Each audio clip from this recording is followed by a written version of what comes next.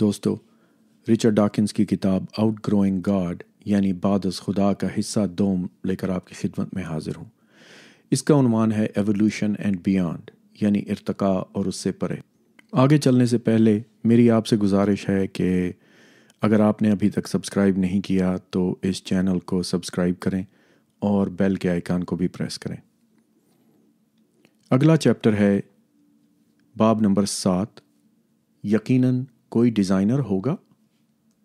افریقی سوانہ میں ایک غزال کو پھرتا ہوا تصور کریں جو کسی برق رفتار یعنی سپرنٹنگ چیتے سے اپنی جان بچانے کے لیے بھاگ رہا ہو۔ اس کا سانس پھولا ہوا ہو، جو ممکن ہے اس کا آخری سانس بھی ہو سکتا ہے۔ ایسی صورت میں شاید میری طرح آپ بھی غزال کے ساتھ ہمدردی کریں، لیکن چیتے کے بھوکے بچے ہیں۔ اگر وہ شکار نہیں پکڑ سکی تو وہ اور اس کے بچے بھی بھوکوں مر جائیں گے، جو غزال کی فوری موت کی نسبت کافی ناخوشگوار موت ہوگی۔ اگر آپ نے غزال اور اس کا پیچھا کرتے چیتے کی کوئی ڈاکیومنٹری دیکھی ہو، غالباً ڈیوڈ ایٹنبرو کی ڈاکیومنٹریز میں سے کوئی ایک، تو شاید آپ نے غور کیا ہو کہ دونوں جانور کتنی خوبصورتی سے ڈیزائن کیے گئے لگتے ہیں۔ یہ دونوں مضبوط پٹھوں والے لچکیلے اجسام اور تیز رفتار نام کے حامل بھی ہیں۔ چیتے کی تیز ترین رفتار تقریباً 100 کلومیٹر فی گھنٹہ ہوتی ہے، یعنی تقریباً 60 میل فی گھنٹہ۔ بعض رپورٹوں میں ان کی تیز ترین رفتار کو 70 میل فی گھنٹہ بھی کہا گیا ہے، جو کہ کافی تیز ہے، جبکہ آپ کے پاس خود کو آگے بڑھانے کے لیے کوئی پہیے نہیں، محض پاؤں ہیں۔ اور چیتا 3 سیکنڈز میں 0 سے 60 میل فی گھنٹہ تک برق رفتاری سے جا سکتا ہے، جو ٹیسلا کافی تیز موڈ میں یا فراری ٹائپ کی گاڑیاں ہی کر سکتی ہیں۔ چیتا یہ رفتار زیادہ دیر تک برقرار نہیں رکھ سکتا۔ چیتے بھیڑیوں کے برعکس برق رفتار یا سپرنٹرز ہوتے ہیں، جو طویل فاصلے تک بھاگ سکتے ہیں، اگرچہ ان کی تیز ترین رفتار کچھ کم ہے، قریباً 40 میل فی گھنٹہ۔ تاہم بھیڑی اپنی توانائی محفوظ رکھتے ہیں اور بالآخر اپنا شکار پکڑ لیتے ہیں۔ چیتوں کو اپنے شکار پر تب تک نظر رکھنی پڑتی ہے جب تک کہ وہ کافی قریب نہ آ جائیں، اتنے قریب کہ وہ حتمی طور پر ہلکی رفتار سے فائدہ اٹھا سکیں۔ ان کی معینہ برق رفتاری سے زیادہ کوئی بھی چیز انہیں تھکا دیتی ہے اور انہیں پیچھا کرنا چھوڑنا پڑتا ہے۔ غزال چیتوں کی طرح زیادہ تیز نہیں بھاگ سکتے، دوبارہ تقریباً 40 میل فی گھنٹہ، لیکن وہ چھلانگیں مارتے ایک طرف سے دوسری طرف چکما دیتے ہیں، جو برق رفتار چیتوں کو انہیں پکڑنا مشکل بنا دیتا ہے۔ خاص طور پر جب آپ بہت تیزی سے بھاگ رہے ہوں تو مڑنا مشکل ہوتا ہے۔ دوسرے اینٹیلوپس کی طرح جب غزال کا پیچھا کیا جائے تو وہ بھی ہوا میں اونچی چھلانگ لگاتے ہیں۔ پرونکنگ کا مطلب ہوا میں اونچی چھلانگیں لگانا ہے۔ یہ حیران کن ہے کیونکہ اس سے ان کی پیش رفت سست ہو جانی چاہیے اور توانائی کا مزید استعمال ہونا چاہیے تھا۔ ہو سکتا ہے کہ یہ چیتے کے لیے ایک اشارہ ہو کہ میرا پیچھے کرنے کی کوشش نہ کرو، میں طاقتور اور تندرست غزال ہوں جو ہوا میں اونچی چھلانگ لگا سکتا ہے۔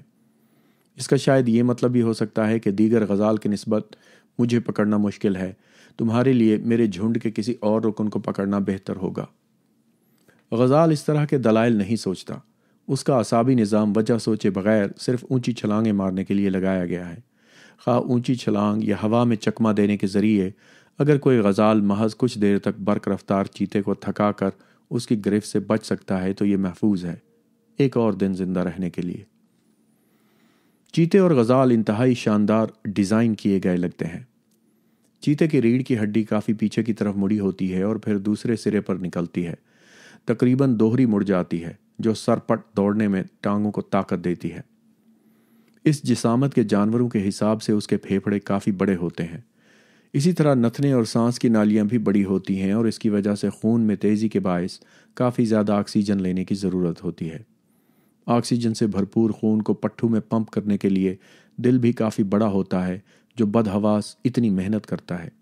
لیکن دل کی جسامت سے قطع نظر اس پیچیدہ 4 چیمبر والے پمپ کو مسلسل کام کرتے ہوئے رکھنے میں دل کا موجود ہونا ہی قابل ذکر ہے۔ دل کے پمپ کرنے کا حساب کافی ہوشیاری سے لگایا گیا ہے۔ میں اس کی وضاحت کرنے کی کوشش نہیں کروں گا کیونکہ یہ اتنا پیچیدہ ہے کہ میں خود بھی اسے ٹھیک سے نہیں سمجھ سکتا۔ یہ تمام تر پیچیدگی کیسے رونما ہوئی؟ کیا اسے ریاضی کے کسی ذہین عالم نے تیار کیا ہوگا؟ حیران کن طور پر جواب نفی میں ہے اور ہم اس کی وجہ آئندہ ابواب میں دیکھیں گے۔ اب چیتے کی آنکھ کے بارے میں سوچیں جو اپنے شکار کی طرف آہستہ آہستہ بڑھتے ہوئے اس پر خوفناک طریقے سے جمی ہوتی ہیں، یا غزال کی آنکھ کے بارے میں جو گھات لگائے بیٹھی بڑی بلیوں کو اضطرابی کیفیت میں ڈھونڈ رہی ہوتی ہیں۔ ریڑھ کی ہڈی والے جانوروں یعنی ورٹبریٹ میں آنکھ کیمرے کا کام کرتی ہے، واقعی میں ایک ڈیجیٹل کیمرے کی طرح جس کے پیچھے کسی فلم کی بجائے لاکھوں چھوٹے ہلکے حساس خلیوں کے ساتھ ریٹنا ہوتا ہے۔ ہم انہیں فوٹو سیلز کہہ سکتے ہیں۔ ہر فوٹو سیل اعصابی خلیوں کے ایک سلسلے کے ذریعے دماغ سے مربوط ہوتا ہے۔ دماغ میں ریٹنا کے متعدد نقشے ہوتے ہیں۔ نقشے سے میری مراد متعلقہ وضع ہے، تاکہ دماغ میں ایک دوسرے کے ساتھ موجودہ خلیے ایک ہی ترتیب میں ریٹنا میں ایک دوسرے کے ساتھ موجود فوٹو سیل سے نقشے پر ساتھ ساتھ اور اوپر نیچے کی ترتیب میں مربوط ہوں۔ میرے خیال میں میپنگ کا ترجمہ نقشہ کیا گیا ہے۔ کیمرے سے مشابہت مزید بڑھ جاتی ہے۔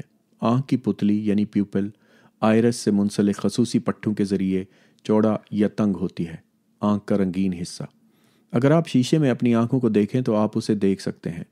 اپنی بائیں آنکھ پر ایک ٹارچ سے روشنی ڈالیں اور دائیں آنکھ کی طرف دیکھتے ہوئے اسے آن کر لیں۔ آپ پتلی کو سکڑتا دیکھ سکیں گے۔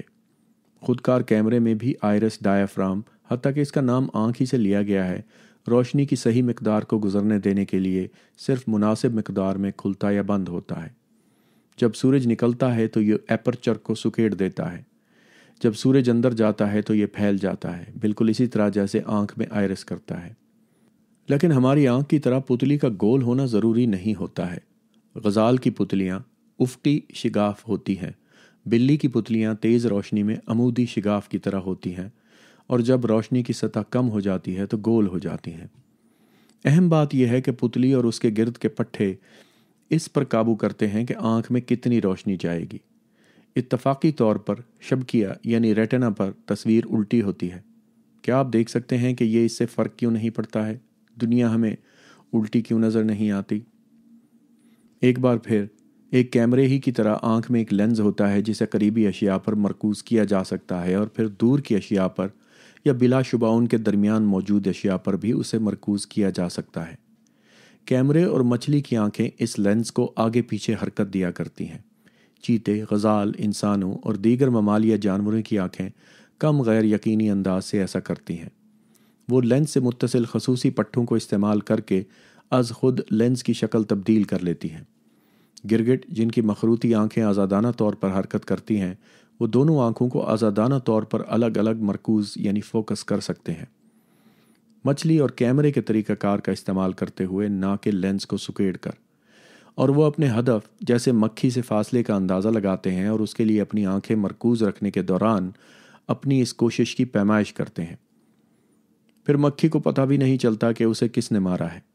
دراصل اسے کافی تیز رفتار سے گرگٹ کی زبان نے نشانہ بنایا ہوتا ہے، جو حیران کن طور پر از خود گرگٹ سے بھی لمبی ہوتی ہے اور چپکنے والے ہارپون کی طرح کی یک بارگی نشانہ لگاتی ہے۔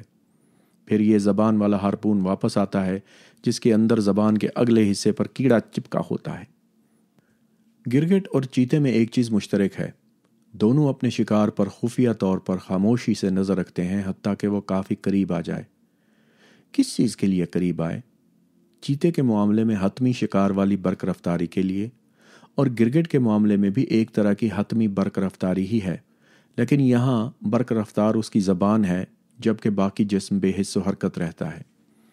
آپ کو یاد ہے کہ چیتا صرف 3 سیکنڈ میں 0 سے 60 میل فی گھنٹہ کی رفتار حاصل کر لیتا ہے، جبکہ گرگٹ کی زبان کی رفتار اس سے 300 گنا زیادہ ہے، لیکن یہ 60 میل فی گھنٹہ تک پہنچنے سے کافی پہلے ہی مکھی کو نشانہ بنا لیتی اور یا خطا کر لیتی ہے۔ بہرحال صرف زبان گرگٹ کے پورے جسم سے تھوڑی زیادہ لمبی ہے، اس لیے 60 میل فی گھنٹہ کی حیران کن رفتار تک پہنچنے کے لیے اسے زیادہ وقت نہیں لگتا۔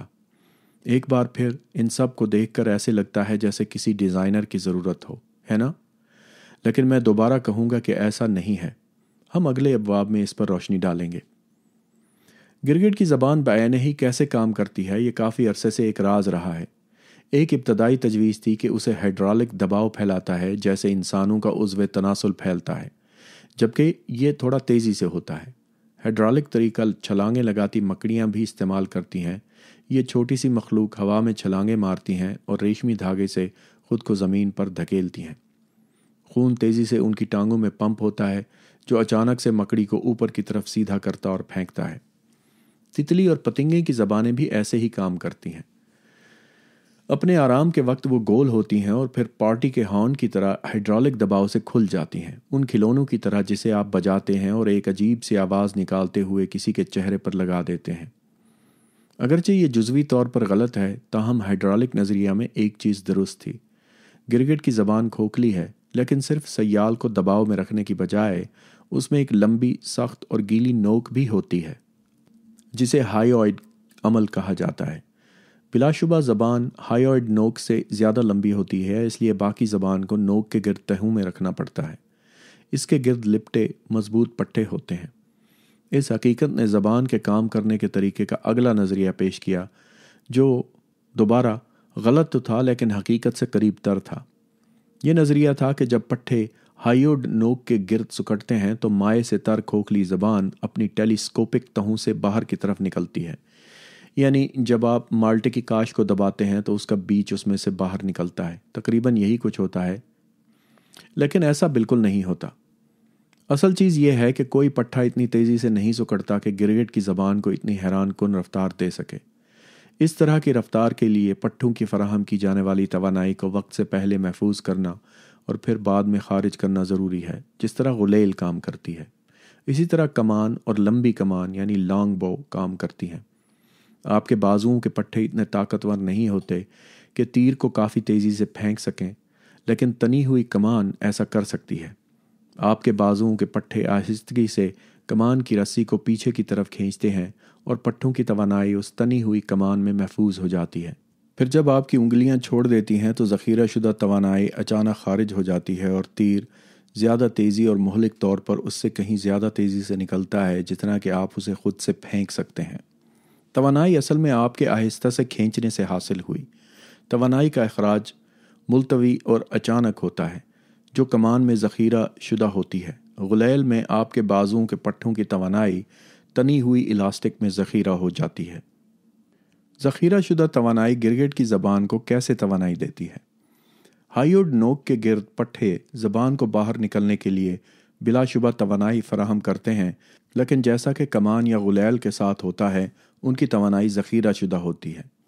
یہ پٹھوں اور تر ہائیوڈ نوک کے درمیان موجود الاسٹک میان میں ذخیرہ شدہ ہوتی ہے۔ یہ پٹھوں کی بجائے الاسٹک میان ہوتی ہے، اور جب سپرنگ کی طرح کا طریقہ کار بالآخر عمل میں آتا ہے تو یہ سنگترے کی کاش کو نچوڑتی ہے اور ہارپون نما زبان باہر نکل آتی ہے۔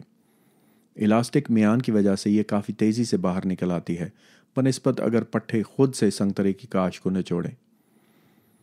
زبان ہارپون کی طرح زیادہ تیز نہیں ہوتی، اس کی بجائے اس کے دہانے پر ایک طرح کا گومڑ سا ہوتا ہے۔ یہ گومڑ چپکنے والا ہوتا ہے اور اس میں ایک چپکانے والا کپ ہوتا ہے، یعنی سکشن کپ ہوتا ہے۔ یہ بیچارے کیڑے سے چپک جاتا ہے، جسے پھر ایک اور قسم کے پٹھے گرگٹ کے منہ میں لے جاتے ہیں جو ریٹریکٹر پٹھے کہلاتے ہیں، یعنی ریٹریکٹر مسلز کہلاتے ہیں۔ یہ گومڑ عموماً بھاری پروجیکٹائل پر ہوتا ہے، جبکہ باقی زبان ڈھیلی رسی کی طرح ہوتی ہے۔ گومڑ ملحق طور پر تیزی سے حرکت کرتا ہے، جس کا مطلب یہ ہے کہ لانچ ہونے کے بعد یہ گرگٹ کے قابو میں نہیں رہتا، بالکل غلیل میں پتھر کی طرح یا کمان کے تیر کی طرح، یا در حقیقت ایک ہارپون کی طرح، جس سے یہ بہت زیادہ مشابہت رکھتا ہے، کیونکہ گرگٹ کی زبان کی طرح یہ بھی لانچنگ کے سامان کے ساتھ جڑا ہوتا ہے۔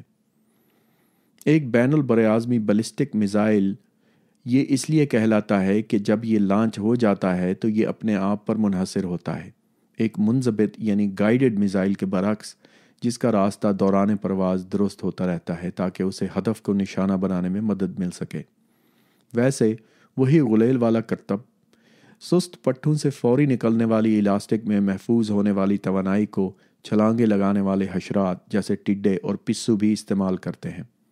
ان کا ربڑ ایک شاندار مادہ ہے جسے ریزلن کہا جاتا ہے۔ ربڑ کی نسبت ریزلن بطور الاسٹک زیادہ کارآمد ہوتا ہے۔ اس کا مطلب ہے کہ حتمی اخراج کے لیے توانائی کی زیادہ مقدار دستیاب ہوتی ہے۔ कार आमद एक तकनीकी लफ्ज़ है जिसका मतलब है कि कम तवानाई बतौर हरारत ज़ाय होती है। थर्मोडायनामिक्स के मुकर्ररा कवानीन के मुताबिक लामहला कुछ तवानाई ज़ाय हो जाती है, लेकिन यहाँ इन कवानीन पर बहस की कोई गुंजाइश नहीं है। सबसे हैरत अंगेज़ तौर पर इलास्टिक वाली महफूज करने वाली कमान का करतब झींगों की जानिब से भी इस्तेमाल किया जाता है, जो सिर्फ चंद सेंटीमीटर लंबे जानवर के हिसाब से काफ़ी हैरान कुन है। अगले अज़ा का जोड़ा इर्तका पजीर हुआ है कि वो हथौड़े या डंडे यानी क्लब्स जैसे बन गए हैं, जो 50 मील फी घंटा की रफ्तार से शिकार को पकड़ते हैं। ये रफ्तार इशारिया 22 पिस्तौल से निकलने वाली गोली के मसावी है और ये गोली के बरक्स ज़ेर आब होती है। दोबारा दोहराते हुए इसे इलास्टिक तौर पर महफूज शुदा तवानाई के ज़रिए हासिल किया जाता है। पट्ठों की बराह रास्त गिरगट की ज़बान के हवाले से कुछ मज़ीद कहानी भी है। मिसाल के तौर पर हायोड नोक अज़ खुद आगे की तरफ हरकत करती है ताकि उड़ती हुई ज़बान को मदद दे सके। ये ऐसा ही है जैसे हाथ कमान हो, जैसे आप क्रिकेट में अपने हदफ की तरफ तेज़ गेंदबाज की तरह दौड़ते हैं और फिर दौड़ते हुए ही तीर को लॉन्च करते हैं। लेकिन मैंने बहुत पहले ही बता दिया है कि आप सोचेंगे कि यकीनन किसी ने इन सारे हैरान कुन साजो सामान को डिज़ाइन किया होगा, लेकिन फिर एक बार आप गलत होंगे। मैं ये क्यों कहता रहता हूँ और ये कहता हूँ कि इन सब की वजाहत आइंदा अबवाब में की जाए, क्योंकि जिस बात की वजाहत की यहाँ ज़रूरत है ये बाब उसमें मसला पैदा कर रहा है और ये एक बड़ा मसला है। मैं इसे हल्के में नहीं लेना चाहता, इसलिए मैंने इस मसले के लिए पूरे बाब को वक्फ कर दिया है। क़िबल इससे कि हम हल की तरफ जाएं, जैसा कि हम देखेंगे कि कुदरती इंतखाब के ज़रिए इर्तका का नज़रिया इतना वसी है कि ऐसे बड़े मसले को हल कर सकता है। अगरचे गिरगिट की हैरत अंगेज़ ज़बान और घूमने वाली आंखें हैं, लेकिन वो किसी और चीज़ के लिए ज़्यादा मशहूर हैं, यानी अपने पस मंज़र से मुमासिल होने के लिए उनकी रंग तब्दील करने की सलाहियत। एक ऐसा सियासतदान जो मुरवजा राय आमा के मुताबिक अपनी राय तब्दील करता रहता है, तो बाज़ औक़ात तंज़न उसे एक सियासी गिरगिट या पॉलिटिकल कमीलियन कहा जाता है। अपने रंग बदलने की सलाहियत के मामले में गिरगिट प्लाइसी जैसी फ्लैट फिश के मसावी हैं, लेकिन इन दोनों से बरतर ऑक्टोपस और उनके रिश्तेदार हैं। गिरगिट और फ्लैट फिश आहिस्ता आहिस्ता रंग तब्दील करते हैं और इसमें कुछ मिनट लगते हैं, लेकिन ऑक्टोपस, स्क्विड और कटल फिश, जिन्हें इज्तमाही तौर पर सेफलोपॉड्स कहा जाता है, वो लम्हा ब लम्हा रंग तब्दील कर सकते हैं। सेफलोपॉड्स इस सैयारे पर मिलने वाली किसी भी चीज़ से ज़्यादा एक दूसरे सैयारे की मखलूक यानी एलियन से करीब मालूम होते हैं। उनकी चूंच के गिर्द 8 ऑक्टोपस या 10 स्क्विड और कटल फिश बाजू होते हैं। ये बाजू उम्दगी से काबू किए गए मुसलसल झुकाव वाली हरकत की सलाहियत के मालिक होते हैं, जो ख़ास तौर पर काबिल ज़िक्र है क्योंकि उनमें हड्डियां नहीं होती।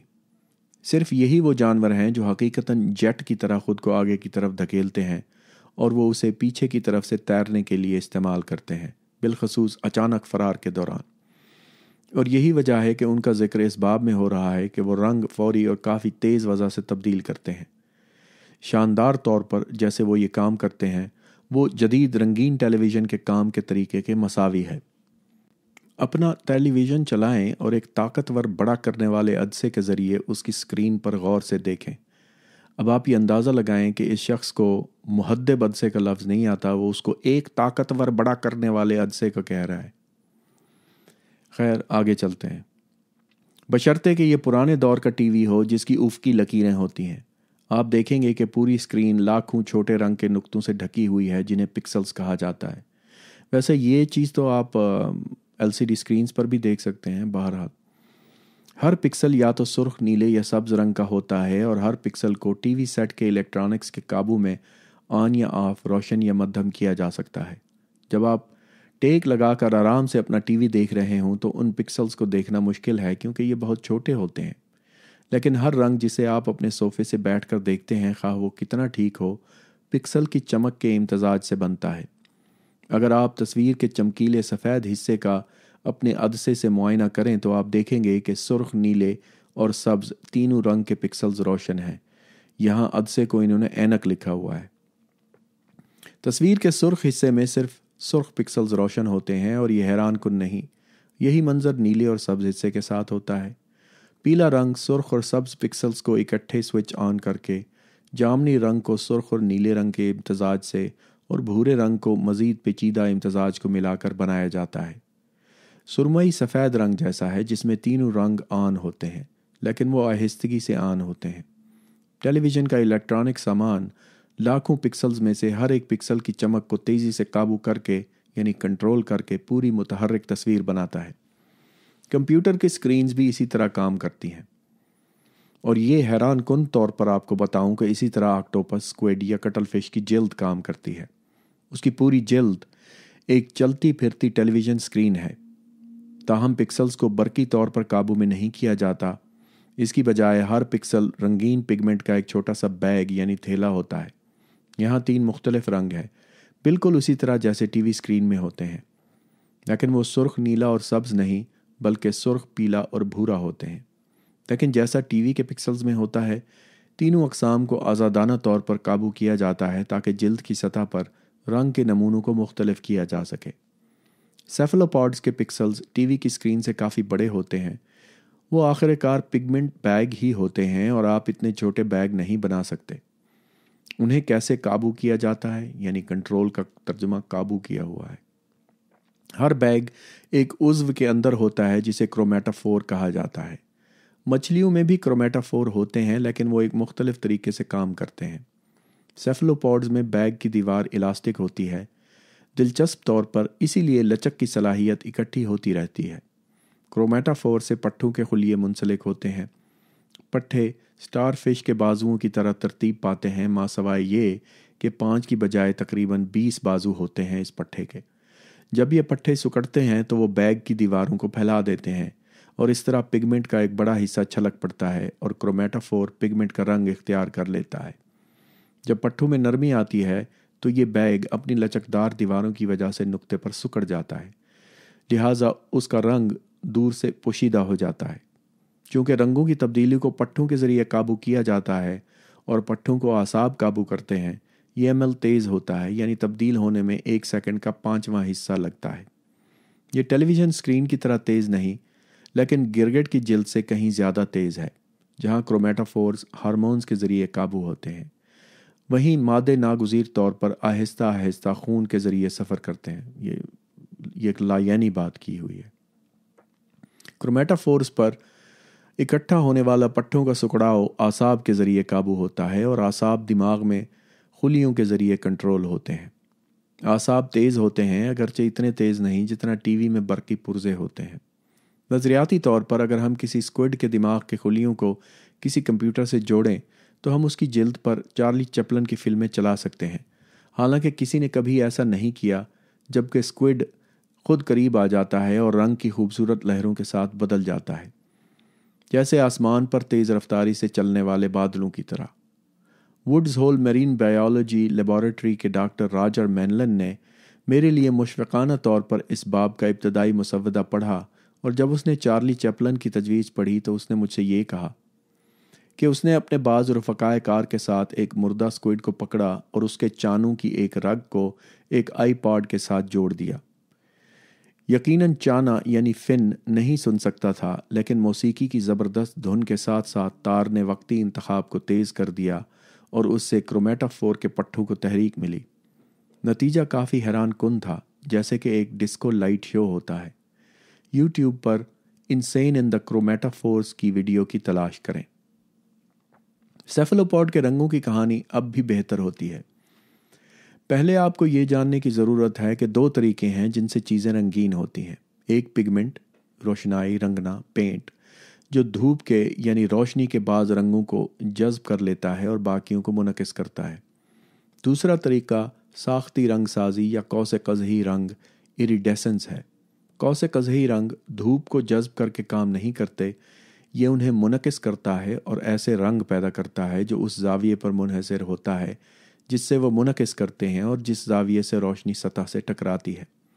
साबुन के बुलबुले अपने कौसे कज़ही रंगों की चमक आयरस यूनानी कौसे कज़ा की देवी थी के साथ सतरंगी होते हैं, और आपने पानी पर तेल की पतली तहों में भी यही चीज़ देखी होगी। कौसे कज़ही रंगों की वजह से ही मोर अपने रंग खूबसूरत बनाते हैं, और मोर फस कहलाने वाली استوائی تتلیاں بھی اسی صلاحیت کی مالک ہیں۔ خیر، سکوڈز ایک کرتب نہیں بھولتے، اور ساختی رنگ سازی ایک اور کرتب ہے جسے وہ چھوڑتے نہیں۔ کرومیٹافورز کے نیچے نام نہاد ایریڈوفورز یا ایریڈوفورز کہلانے والی ایک اور تہہ ہوتی ہے۔ ایریڈوفورز کرومیٹافورز کی طرح اپنی شکل تبدیل نہیں کرتے، لیکن وہ مارفو کے پروں کی طرح رنگین طور پر دمکتے ہیں۔ اکثر چمکتا ہوا نیلا یا سبز رنگ وہ کر سکتا ہے، جو کرومیٹافورز سرخ، پیلا یا بھورا ہونے کی وجہ سے نہیں کر سکتا، اور ان ایریڈوفورز میں سے سب نہیں، لیکن کچھ اپنا رنگ تبدیل کر سکتے ہیں، اور وہ یہ کرومیٹافور سے مختلف انداز میں کرتے ہیں۔ ایریڈوفورز کرومیٹافورز کے نیچے ایک الگ تہہ میں ہوتے ہیں، لہٰذا وہ ایک رنگا رنگ چمکنے والا پس منظر تشکیل دیتے ہیں جو ان کے اوپر کے چمکتے کرومیٹافورز کے ذریعے زیادہ یا کم ڈھکا ہوا لگ سکتا ہے۔ کرومیٹافورز اور ایریڈوفورز کے علاوہ ایریڈوفورز کے نیچے ایک اور پرت میں نام نہاد لیوکوفورز بھی موجود ہوتے ہیں۔ یہ سفید ہوتے ہیں جیسے برف کے گولے۔ وہ سفید اس لیے ہوتے ہیں کیونکہ وہ تمام طول موج کی روشنیوں کو منعکس کرتے ہیں، آئینوں کی طرح شفافیت یا درستگی سے نہیں، لیکن تمام سمتوں میں پھیلائے ہوئے۔ سیفلوپوڈز یعنی آکٹوپس ٹائپ کے جانور اپنی جلد کا متغیر رنگ اور وضع کس لیے استعمال کرتے ہیں؟ زیادہ تر کیموفلاج کرنے کے لیے۔ وہ اپنے پس منظر کی مشابہت اختیار کرنے کے لیے اپنے کرومیٹافورز کو تقریباً فوری طور پر استعمال کر سکتے ہیں۔ یہ کرتب راجر ہینلن کی فلمائی گئی ڈاکیومنٹری فلم میں واضح طور پر نظر آتا ہے، جب وہ گرینڈ کیمن آئلینڈز کے پاس بحر کریبین میں غوطہ خوری کر رہا تھا۔ پلیٹ 4 اور 5 اس فلم کی تصویر دکھاتی ہیں۔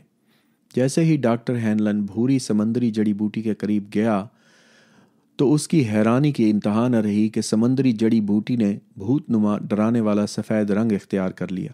اسے لگتا ہے کہ یہ اس کے پس منظر سے نکلا، اور اس موقع پر اس نے گہری بھوری روشنائی کا بادل خارج کیا تاکہ کسی ممکنہ شکاری کی بصارت کو دھندلایا جا سکے۔ یہ دیکھے جانے کے قابل فلم ہے۔ راجر ہینلن آکٹوپس کیموفلاج چینج والی ویڈیو کو تلاش کریں۔ خاص طور پر قابل ذکر بات یہ ہے کہ سیفلوپوڈز اپنے پس منظر کے رنگ کی نقالی کرنے کے قابل ہوتے ہیں، حالانکہ ان کی آنکھیں رنگوں کے لیے اندھی ہیں۔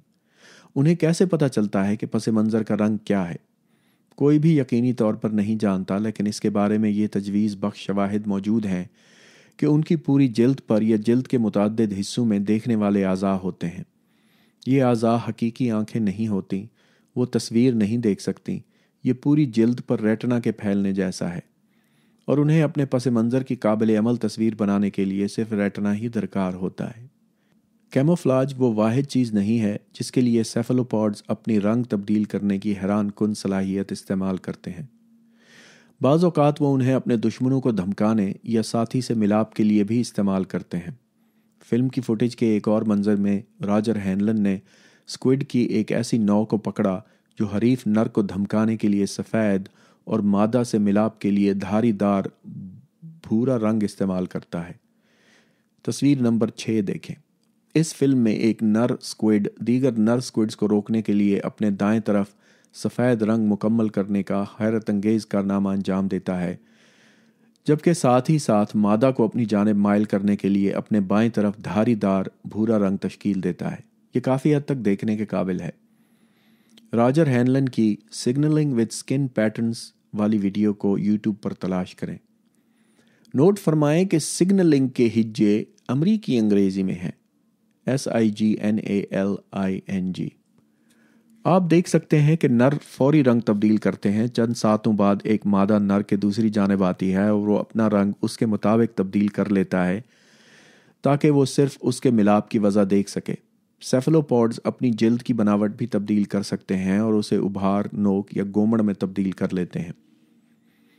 اگر آپ اینیمل کیموفلاج کے لیے ویب پر سرچ کرتے ہیں تو آپ کو مخلوقات کی ایسی سینکڑوں مثالیں ملیں گی جو اپنی حفاظت کے لیے حیران کن کیموفلاج ایک طرح سے اور دوسری طرح سے استعمال کرتی ہیں۔ مکڑیاں، مینڈک، مچھلیاں، پرندے اور سب سے اوپر حشرات۔ یہ تفصیل توجہ طلب ہے جو اسے حیران کن بناتی ہے۔ ان میں سے ہر ایک انتہائی شاندار تخلیقی کارکن کا کام لگتا ہے، اور یہ لفظ تخلیقی مجھے اس باب کے مرکزی نقطے کی طرف لاتا ہے۔ جانوروں یا پودوں کے بارے میں ہر ایک چیز کی ایک ایک تفصیل بہت زیادہ دکھائی دیتی ہے، گویا کسی نے اسے ڈیزائن یا تخلیق کیا ہے، اور صدیوں سے لوگوں نے غلط طور پر کسی ایک یا ایک سے زیادہ یا ان گنت خداؤں کو اس کے لیے سراہا جس پر ہم نے باب 1 میں بات کی، یا خدا سے نہیں تو کسی بے نام خالق سے منسوب کرتے ہیں۔ میرے لیے کیموفلاج سے زیادہ حیران کن زندہ اجسام کی پیچیدگی ہے۔ ہمیں اس کا آنکھ سے پتہ چلا، آپ کا دماغ اس سے بھی حیران کن ہے۔ اس میں لگ بھگ 100 ارب اعصابی خلیے شامل ہیں۔ بڑی شاخوں والے درخت کی جڑوں کی طرح یہ ایک دوسرے سے اس طرح جڑے ہوتے ہیں جس کی وجہ سے آپ سوچ سکتے ہیں، سن سکتے ہیں، دیکھ سکتے ہیں، نفرت کر سکتے ہیں، باربیکیو کا منصوبہ بنا سکتے ہیں، کسی بہت بڑے دریائی گھوڑے کا تصور کر سکتے ہیں، مستقبل کا خواب دیکھ سکتے ہیں، یا اس کتاب کو پڑھ سکتے ہیں۔ اس صفحے پر کیمیائی تعاملات جو آپ کے جسم کے خلیے میں ہوتے ہیں اس کا ایک ڈائیگرام درج ہے۔ آپ کے جسم میں مجموعی طور پر ایسے 30 ٹریلین سے زائد خلیے ہیں۔ چھوٹے بلاب کیمیائی مادے ہوتے ہیں، انہیں جوڑنے والی لائنیں ان کے درمیان کیمیائی تعامل کی نشاندہی کرتی ہیں۔ تفصیلی لیبل پر مت جائیں، لیکن اگر ان کا نشاندہی کردہ کیمیائی تعامل رک جائے تو آپ مر جائیں گے۔ یہاں پر ایک خلیے نیورون کی تصویر دی ہوئی ہے جس میں ڈینڈرائٹس، خلیہ اور ایکسون دکھایا گیا ہے۔ اب ذرا اپنے جسم کے ایک مالیکیول ہیموگلوبن کے بارے میں سوچیں۔ یہی آپ کے خون کو سرخ بناتا ہے اور یہ ہوا کو پھیپھڑوں سے جہاں اس کی ضرورت ہو وہاں تک لے جانے میں نہایت اہم ہے۔ مثال کے طور پر برق رفتار چیتے یا غزال کے پیر کے ابھرے ہوئے پٹھے 6 ارب ہیموگلوبن کے مالیکیول اس لمحے آپ کے جسم میں گردش کر رہے ہیں۔ میں نے ایک بار اپنی ایک ابتدائی کتاب کے لیے حساب لگایا، یہ ایک مضحکہ خیز انتہائی زیادہ تعداد تھی، لیکن کسی نے بھی اس کی مخالفت نہیں کی کہ ہیموگلوبن کے مالیکیول ہر سیکنڈ میں 400 ملین کی شرح سے ایک انسانی جسم میں وجود میں آ رہے ہیں اور دیگر اسی شرح سے تباہ بھی ہو رہے ہیں۔ حیران کن پیچیدگی۔ ایک بار بھی محسوس ہوتا ہے کہ اس کے لیے کوئی ماہر ڈیزائنر ہوگا، اور دوبارہ پھر بعد کے ابواب ظاہر کریں گے کہ ایسا نہیں ہوتا۔ یہ کافی مشکل ہے، اور اس باب کا مقصد اسی بات کو دہراتے ہوئے یہ ظاہر کرنا ہے کہ یہ مشکل کتنی بڑی ہے۔ اس کا جواب دینے سے پہلے خوبصورتی اسی قسم کی پریشانی بڑھاتی ہے۔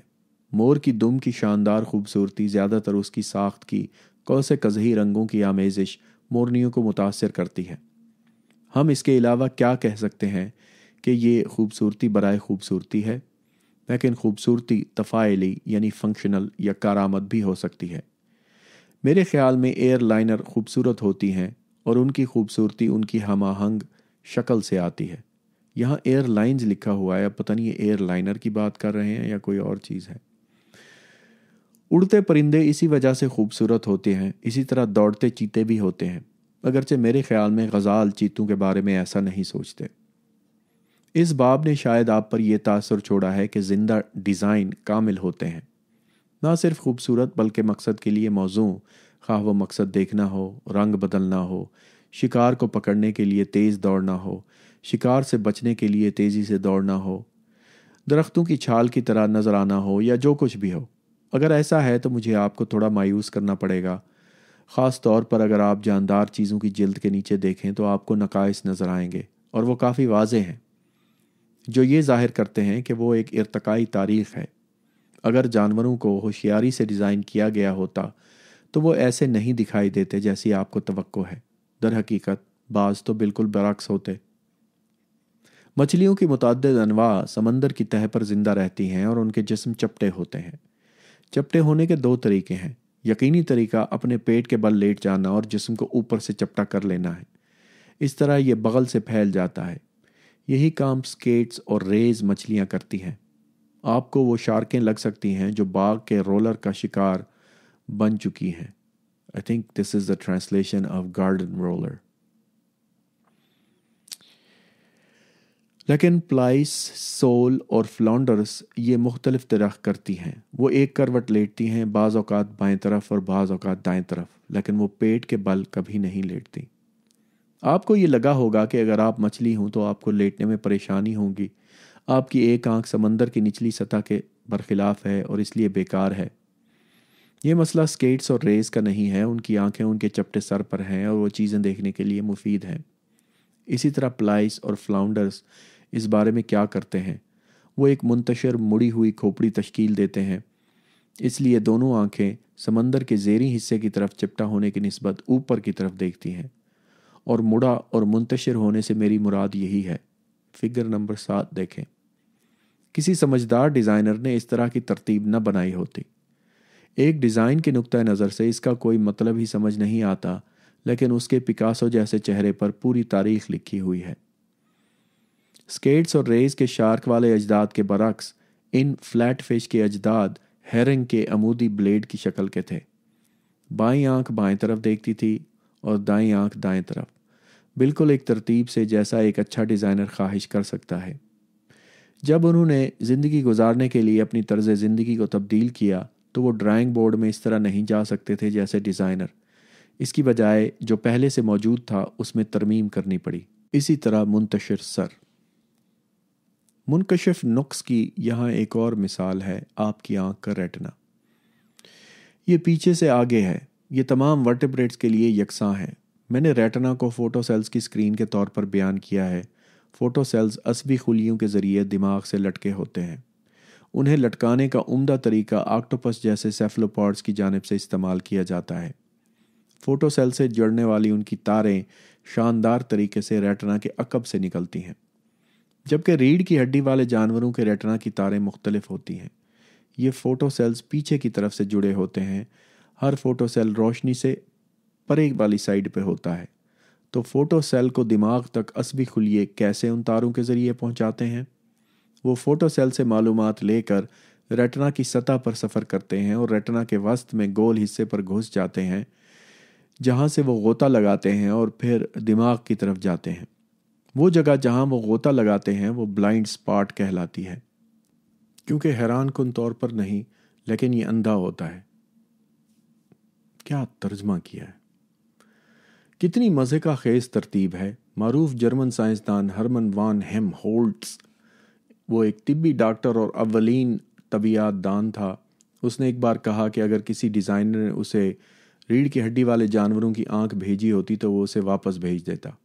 در حقیقت اگرچہ وہ ایسا کرنے میں ٹھیک ہوتا، یہ کافی ٹھیک کام کرتا ہے، جیسا کہ ہم سب دیکھ سکتے ہیں۔ ریٹنا کی سطح پر پھیلی عصبی خلیوں کی پرت پتلی ہے اور وہ اتنے شفاف ہیں کہ روشنی کو گزرنے دیتے ہیں۔ برے ڈیزائن کی میری پسندیدہ مثال عصب نرخرا یعنی لیرنجیل ہے۔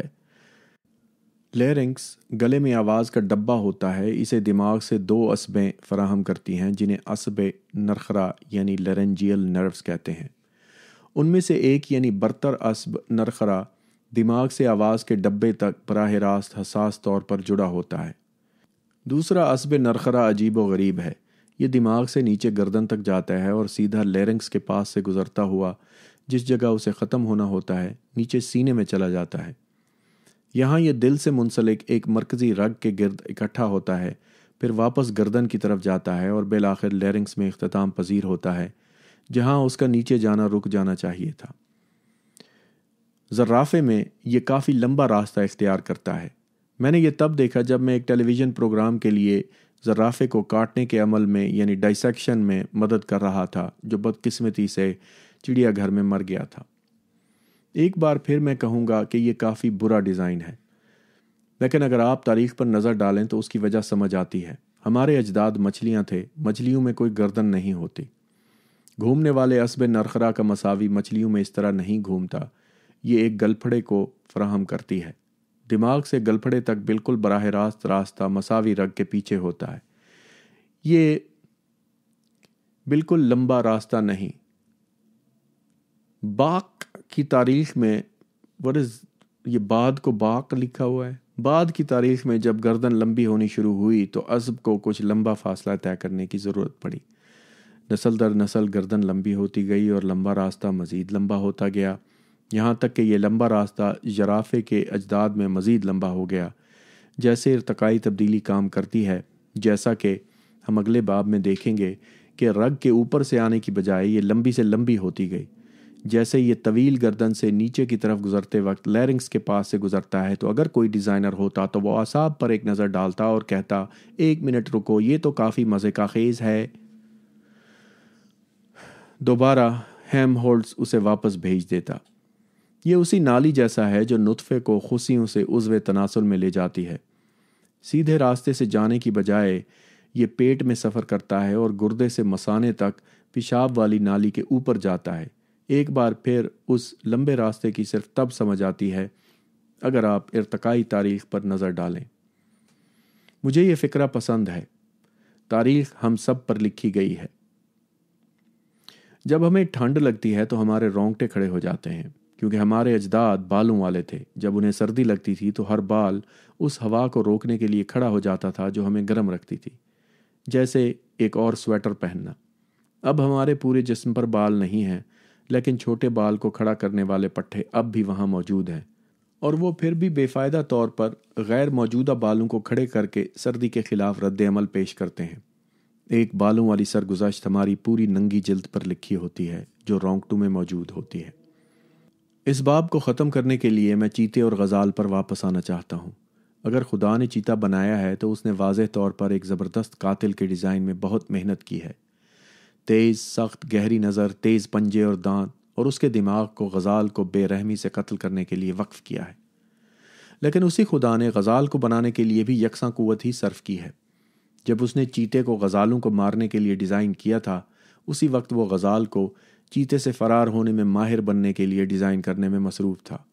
उसने दोनों को तेज़ तर बनाया ताकि दोनों एक दूसरे की रफ्तार से आगे निकल सकें। आप हैरान हुए बगैर नहीं रह सकते कि आखिर खुदा किसकी साइड ले रहा है। वो दोनों ही की अजियत का फ़ायदा उठाता हुआ लगता है। क्या उसे खेल का तमाशाई बनने में मज़ा आता है? क्या ये सोचना भी खौफनाक नहीं होगा कि खुदा को खौफजदा गज़ाल को अपनी जान बचाने के लिए दौड़ता देखकर लुत्फ़ आता है? फिर एक चीता उसके गले को इतनी मजबूती से पकड़ लेता कि उसे सांस नहीं आता? या ये कि वो एक चीता देखना पसंद करता है जो भूख से मरने में नाकाम हो जाता है और उसके साथ उसके बिलखते बच्चे होते हैं? बिलाशुबा किसी मुल्हिद के लिए ये कोई मसला नहीं है, क्योंकि हमें खुदा पर किसी भी तरह यकीन नहीं है। हम फाकाज़दा चीते और उसके बच्चों और खौफज़दा गज़ाल का सोच कर तरस खाने में फिर भी आज़ाद हैं, लेकिन उनकी हालत की वजाहत करना हमें मुश्किल नहीं लगता। कुदरती इंतखाब के ज़रिए डार्विन का इर्तिका उसकी और ज़िंदगी के मुतालिक हर चीज़ की बेहतर अंदाज में वजाहत करता है, जैसा कि हम आइंदा के तीनों अबवाब में देखेंगे। बाब नंबर 7 ख़त्म हुआ। बाब नंबर 8 गैर मुतवक्कियात की जानिब अक़दाम। गुज़श्ता बाब खूबसूरती से बने, हैरत अंगेज़ तौर पर कामिल वज़ा ज़ाहिर करते हुए या अपनी बका में मदद के लिए होशियारी से काम करते हुए जानवरों की मिसालों से भरपूर था। हर कहानी के बाद मैंने पूछा था, क्या कोई ऐसा डिज़ाइनर, खालिक, कोई अक्लमंद खुदा नहीं होना चाहिए जिसने ये सब कुछ सोचा और किया हो? इन मिसालों की क्या हकीकत है? आप हर जानवर और पौधे जिसका कभी कोई वजूद रहा हो उसकी ऐसी ही कहानियाँ सुना सकते हैं, जिससे लोगों को लगता है कि ज़रूर कोई डिज़ाइनर होना चाहिए था। इसका जवाब गैर मुतवक्कियात है, और अब मुझे उसकी वजाहत करने की ज़रूरत है कि मेरी इससे क्या मुराद है। जब हम कहते हैं कि कोई चीज़ गैर मुतवक्के है, तो हमारी मुराद ये है कि उसके यूं ही होने का इम्कान काफ़ी कम है। अगर आप 10 सिक्कों को हिलाएं और उन्हें मेज़ पर फेंकें, और अगर 10 सिक्कों पर ही हेड आए तो आप हैरान हो जाएंगे। ऐसा हो सकता है, लेकिन उसके होने का इम्कान काफ़ी कम है। अगर आपको रियाजी पसंद हो तो शायद आप इसका हिसाब लगाना चाहें कि इसका कितना कम इम्कान है, लेकिन मैं बहुत कहकर ही मुतमईन हूँ। अगर किसी ने यह 100 सिक्कों के साथ किया होता तो भी ये मुमकिन है कि सभी हेड आ जाएं, लेकिन ये इंतहाई गैर मुतवक्के है और आपको शक होगा कि ये कोई करतब है, और आप ऐसा सोचने में सही भी होंगे। मेरे पास जो भी कुछ है मैं सब की शर्त लगाता हूँ कि यह करतब था। सिक्के उछालने के मामले में कम से कम ये कहा जा सकता है कि कोई नतीजा कितना बेजोड़ है इसका शुमार करना आसान है। कुछ इंसानी आँख या चीते के दिल के गैर मुतवक्के होने जैसा। हम महज रियाजी के ज़रिए इसका शुमार नहीं कर सकते जैसे हम सिक्कों के साथ कर सकते हैं, लेकिन हम ये कह सकते हैं कि इसका इम्कान इंतहाई कम है। आँख और दिल जैसी चीज़ें महज किस्मत से नहीं होती। ये गैर मुतवक्कियात हैं जो लोगों को ये सोचने पर मजबूर करते हैं कि उन्हें डिज़ाइन किया गया होगा। इस बाब और आइंदा अबवाब में मेरा काम ये दिखाना है कि ये सोच गलत है। कहीं कोई डिज़ाइनर नहीं है, خواہ ہم آنکھ کے غیر متوقع ہونے کے بارے میں بات کر رہے ہوں یا آنکھ کو ڈیزائن کرنے کے قابل کسی خالق کے امکان کو، ہر ایک صورت میں غیر متوقعات باقی رہتے ہیں۔ غیر متوقع چیزوں کے مسئلے کے حوالے سے کوئی اور حل ضرور ہوگا، اور یہ حل چارلز ڈارون نے فراہم کیا تھا۔ کسی زندہ جسم کے لیے سکے اچھالنے کے مساوی کسی آنکھ کو بے ترتیب طور پر ٹکڑوں میں بکھیرنا ہوگا۔ ایسی صورت میں لینز سامنے کی بجائے پیچھے کی طرف جا سکتا ہے، ریٹنا لینز کے پیچھے کی بجائے کارنیا کے آگے آ سکتا ہے، اندھیرے میں آئرس کا ڈایافرام بند ہو سکتا ہے اور روشنی میں کھل سکتا ہے جو عقلی طریقے کے برعکس ہے، یا آپ کے باجا سننے پر کھل سکتا ہے اور پیاز کی بو سونگنے پر بند ہو سکتا ہے۔ لینز صاف اور شفاف ہونے کی بجائے بالکل تاریک ہو سکتا ہے اور شاید روشنی کو بالکل بھی نہ گزرنے دے، حتیٰ کہ ریٹنا یا آئرس ڈایافرام بالکل بھی موجود نہ ہوں گے اگر آپ انہیں بے ترتیب طور پر رکھیں گے۔ یا کسی ایسے چیتے کا تصور کریں جس کے اعضاء بے ترتیب رکھے گئے ہیں۔ اس کے ایک ہی جانب چاروں ٹانگیں ہو سکتی تھیں اور ایسی صورت میں یہ اطراف میں گر سکتا تھا، پچھلی ٹانگیں الٹی لگ سکتی تھیں اور اس طرح وہ اگلی ٹانگوں کے مخالف سمت میں دوڑتیں اور چیتا نہ آگے حرکت کرتا نہ پیچھے، بلکہ اپنے آپ کو دو حصوں میں تقسیم کرنے کی کوشش کرتا رہتا۔ دل سانس کی نالی سے منسلک ہو سکتا تھا، پھر یہ خون کی بجائے ہوا پمپ کرتا، چیتے کے منہ کی بجائے اس کی پشت پر دانت ہوتے، اور کلی طور پر بے ترتیب اعضاء والے چیتے میں شاید ٹانگیں، دل اور دانت بالکل نہ ہوتے، بس یہ ایک بے ترتیب بگاڑ ہوتا، چیتے کی سمودی جیسا۔ یہ محض بے وقوفانہ بات ہے اور مجھے معلوم ہے کہ آپ کو اس کا احساس ہوا ہوگا۔ چیتے کے اعضاء کو آپ لامحدود طریقوں سے ملا سکتے ہیں اور ان میں سے صرف ایک معمولی تعداد ہی اسے دوڑنے کے لائق بنا سکتی ہے، یا دیکھ سکتے، یا سونگھ سکتی، یا بچوں کی افزائش کر سکتی، یا یہ کہ زندہ رہ سکتی۔ گرگٹ کے اعضاء کو آپ لامحدود طریقوں سے ملا سکتے ہیں اور ان میں سے صرف ایک معمولی تعداد ہی کسی کیڑے کی جانب زبان نکال سکتی ہے۔ یہ واضح ہے کہ جانور اور پرندے کسی بے ترتیب قسمت سے وجود میں نہیں آئے۔ چیتے اور غزال، بجلی جیسی تیز گرگٹ کی زبان، سکویڈ کے کرومیٹافورز اور ایریڈوفورز، لیوسوفورز کی جو بھی وضاحت ہو، یہ اتفاقیہ نہیں ہو سکتے۔ لاکھوں کروڑوں جانوروں اور پودوں کی جو بھی درست وضاحت ہے، یہ محض قسمت نہیں ہو سکتی۔ ہم سب اس پر متفق ہو سکتے ہیں۔ تو آخر اس کا متبادل کیا ہے؟ بدقسمتی سے اس نقطے پر متعدد لوگ غلط راستے پر چل پڑتے ہیں۔ ان کے خیال میں بے ترتیب قسمت کا واحد متبادل ڈیزائنر ہے۔ اگر آپ یہی سوچتے ہیں تو آپ اچھی صحبت میں ہیں۔ یہ تقریباً وہی بات ہے جو ہر کوئی سوچتا تھا، حتیٰ کہ چارلز ڈارون نے بھی 19ویں صدی کے وسط میں یہی کہا، لیکن یہ بالکل ہی غلط ہے۔ یہ صرف غلط متبادل ہی نہیں ہے بلکہ بالکل ہی متبادل نہیں ہے۔ غلط دلیل کو سب سے مقبول طور پر ریورنڈ ولیم پیلی نے 1802 میں اپنی کتاب نیچرل تھیالوجی میں ظاہر کیا تھا۔ آرچ ڈیکن پیلی نے کہا تھا، یہاں اس نے آرچ ڈیکن پالے لکھا ہوا ہے لیکن اس کی تلفظ پیلی ہے۔ آرچ ڈیکن پیلی نے کہا تھا کہ فرض کریں آپ کسی پگڈنڈی پر چل رہے ہوں اور آپ کو کسی پتھر سے ٹھوکر لگ جاتی ہے۔ آپ پتھر سے متاثر نہیں ہوتے، یہ محض وہاں پہلے سے موجود تھا اور اس کی سخت بے ترتیب نوکیلی شکل محض اس کا حصہ ہے۔ پتھر محض ایک پتھر ہوتا ہے، یہ دیگر تمام پتھروں سے الگ نہیں ہوتا۔ لیکن اب پیلی کہتا ہے کہ فرض کریں آپ کسی پتھر سے نہیں بلکہ ایک گھڑی سے ٹکراتے ہیں۔ گھڑی ایک پیچیدہ چیز ہے، آپ اس کو پیچھے سے کھولیں تو آپ کو متعدد چھوٹی گراریاں، سپرنگ اور پیچ ملیں گے۔ یقیناً پیلی کے زمانے میں یہ جدید ڈیجیٹل کلائی کی گھڑیاں نہیں ہوں گی، یہ میکانکی ٹائم پیس جیب والی گھڑی ہوگی جس میں خوبصورت اور مہارت سے تیار کی گئی چیزوں سے حرکت ہوتی تھی، اور یہ سب چھوٹے باہم جڑے ہوئے حصے کچھ مفید کام کرتے ہیں۔ ایسی صورت میں ہی یہ وقت بتا پاتے ہیں۔ پتھر کے برعکس وہاں گھڑی اتفاق سے نہیں ہو سکتی، اسے خود سے سوچ سمجھ کر ڈیزائن کیا جانا اور کسی ماہر گھڑی ساز کی جانب سے اکٹھا کیا جانا ضروری ہے۔ بلا شبہ آپ آسانی سے دیکھ سکتے ہیں کہ پیلی کی اس سے کیا مراد ہے۔ جس طرح گھڑی کے لیے گھڑی ساز ہونا ضروری تھا، اسی طرح آنکھ کے پاس بھی آنکھ ساز ہونا چاہیے تھا، دل کے لیے کوئی دل ساز ضرور ہوتا، اور یہ سلسلہ اسی طرح چلتا رہتا ہے۔ ہو سکتا ہے کہ پیلی کے نقطے کے اب آپ پہلے کی بنسبت زیادہ قائل ہو گئے ہوں، لیکن بادل نخواستہ یہ سن لیں کہ یہ غلط ہے اور اس میں کسی خالق یا خدا کی کوئی ضرورت نہیں ہے۔ ہلانے والی دلیل دکھاتی ہے کہ زندہ اجسام کے خوبصورت غیر متوقعات کی جو بھی وضاحت ہو، یہ محض اتفاق نہیں ہو سکتا اور غیر متوقعات کا تقریباً یہی مطلب ہے۔ لیکن اب یہاں دلیل میں ایک نیا موڑ آتا ہے۔ ہو سکتا ہے کہ یہ نیا موڑ معمولی ہو، لیکن نہایت اہم ہے۔ اسے ڈارون کا موڑ کہا جاتا ہے۔ فرض کریں کہ کسی چیتے کے تمام اعضاء کو بے ترتیب طور پر بکھیرنے اور بدترین بگاڑ پیدا کرنے کی بجائے ہم جانور کے کچھ ہی اعضاء تبدیل کریں، اور اس بار بھی کسی مختلف زاویے سے۔ بنیادی نکتہ یہ ہے کہ ہم اسے محض تھوڑا سا تبدیل کرتے ہیں۔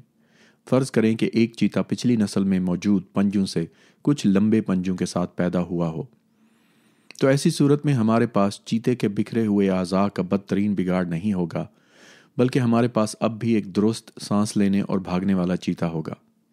یہ بے ترتیب طور پر ضرور تبدیل ہوا ہے، لیکن بالکل معمولی سا۔ یہ اب بھی ممکن ہے کہ یہ معمولی تبدیلی چیتے کی بقا میں دشواری پیدا کرے، یا شاید کچھ بہتری پیدا کرے۔ شاید لمبے پنجے چیتے کو زمین پر مضبوط گرفت دیں اور یہ اسے زیادہ تیز بھاگنے میں مدد فراہم کریں، جیسے دوڑنے والے سپائک جوتے ہوتے ہیں جو ایتھلیٹس پہنتے ہیں۔ تو یہ ایک غزال کو پکڑ لیتا ہے جو بصورت دیگر بڑی مشکل سے بالآخر فرار ہو جاتا۔ یا شاید پنجے چیتے کو شکار پکڑنے میں بہتر گرفت دیں تو اس سے شکار کے چھوٹ کر بھاگ جانے کا امکان کم ہوگا۔ لیکن چیتے کو یہ تھوڑا لمبے پنجے کیسے ملے؟ چیتے کے جینز میں کہیں کوئی ایسا جین ہے جو پنجوں کی لمبائی کو متاثر کرتا ہو؟ چیتے کا بچہ ہمیشہ اپنے والدین سے جینز وراثت میں پاتا ہے، لیکن اب ہم ایک ایسے نئے بچے کے بارے میں بات کر رہے ہیں جس میں پنجوں کو متاثر کرنے والا ایک جین اس کے والدین کی طرح کا نہیں ہے۔ یہ غیر متوقع اور بے ترتیب طور پر تبدیل ہوا، یعنی یہ جین بدل چکا یا میوٹیٹ ہو چکا ہے۔ تبدیلی کا عمل از خود اتفاق کیا ہے، یہ خاص طور پر بہتری کی طرف مائل نہیں ہے۔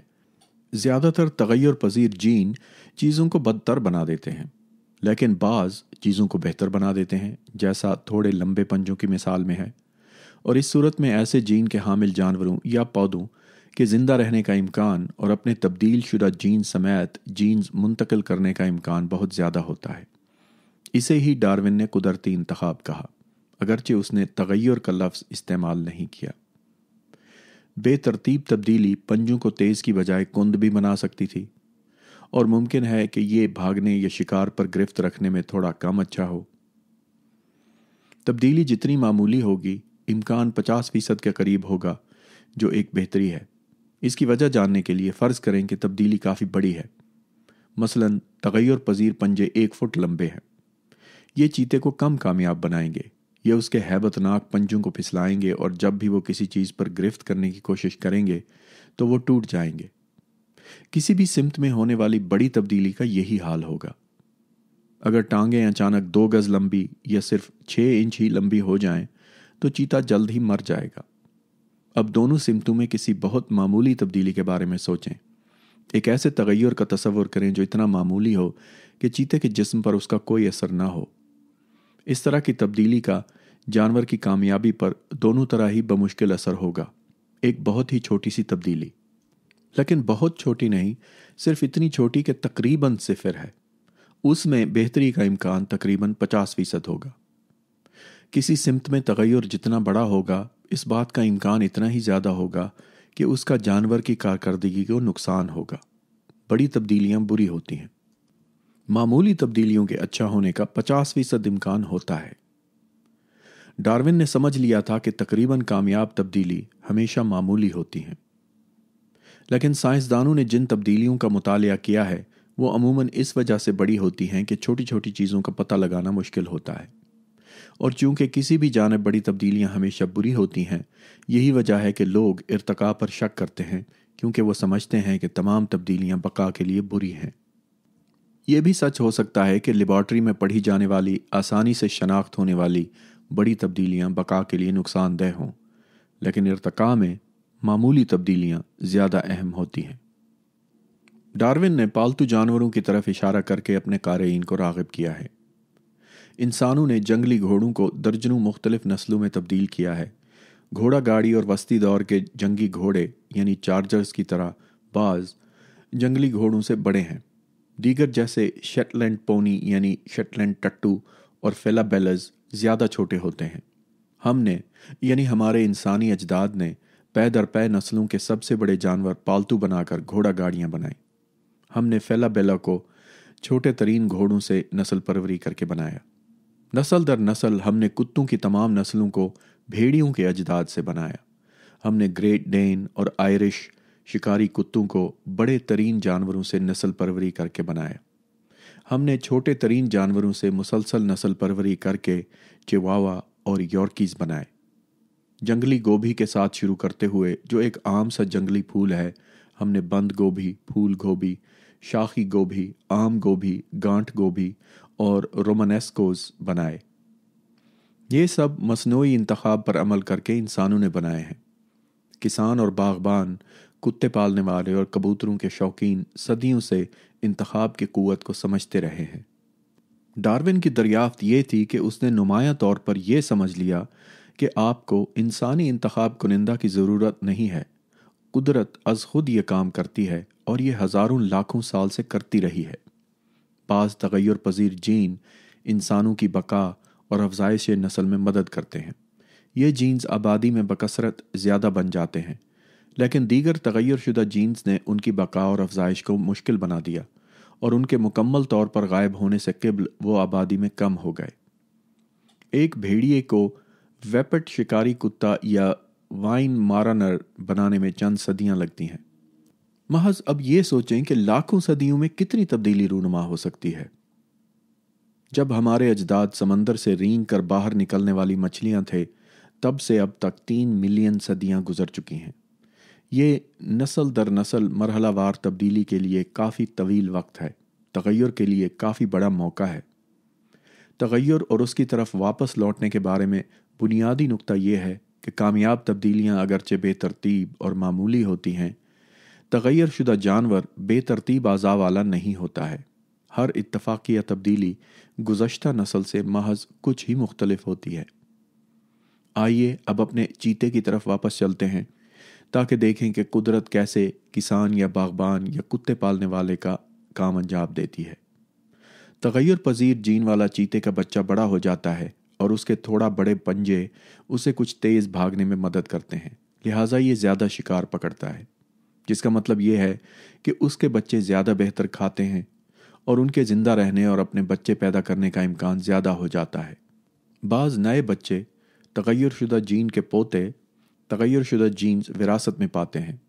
बाईं वजह वो थोड़ा लंबे पंजों के साथ नशोनुमा पाते हैं, इस वजह से वो ज़्यादा तेज़ भागते हैं और उनके बच्चे भी ज़्यादा होते हैं, यानी असल तग़य्युर शुदा जीन के पोते पड़पोते।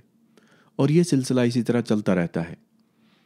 ये ऐसा है जैसे कोई जानवर पालने वाला इंसान मुनज़्ज़म अंदाज में तेज़ तरीन जानवरों को मुंतखब करता है, लेकिन ऐसा कोई जानवर पालने वाला इंसान नहीं है, इसकी बजाय बका ये काम खुद करती है। आप देख सकते हैं कि क्या होने वाला है। नस्ल दर नस्ल तग़य्युर शुदा जीन आबादी में मज़ीद आम हो जाता है। बिल आखिर एक ऐसा वक्त आता है जब चीतों की पूरी आबादी में तकरीबन सभी में तग़य्युर शुदा जीन मौजूद होता है और वो सब अपने अजदाद की निस्बत कुछ तेज़ दौड़ रहे होते हैं। अब ये गज़ाल पर इजाफी दबाव डाल देता है। तमाम गज़ाल मसावी तौर पर तेज़ नहीं भाग सकते, कोई भी चीते जितना तेज़ नहीं दौड़ सकता, लेकिन कुछ गज़ाल दीगर गज़ालों की निस्बत ज़्यादा तेज़ दौड़ सकते हैं और वो ऐसे हैं जिनके शिकार होने से फ़रार का इम्कान ज़्यादा होता है। ये उनका अपने बच्चे पैदा करने के लिए ज़िंदा रहने का इम्कान बढ़ा देता है और उनके बच्चे तेज़ दौड़ने वाले जीन्स विरासत में पाएंगे। आहिस्ता दौड़ने वाले जीन्स का चीतों, शेरों या तेंदुओं के पेट में जाने का इम्कान ज़्यादा होता है और उसके नतीजे में आइंदा नस्लों के गज़ालों में उसके ख़त्म होने का इम्कान कम होता है। अगर किसी मौजूदा जीन में दोबारा बेतरतीब तब्दीली के ज़रिए एक नया तब्दील शुदा जीन पैदा होता है जो गज़ालों को तेज़ भागने में मदद करता है, तो ये गज़ालों की आबादी के ज़रिए फैल जाएगा, बिल्कुल चीते के तग़य्युर की तरह। ये तब्दीली खुरू में हो सकती है या दिल में या खून की केमिस्ट्री में गहरी दफन शुदा तब्दीली।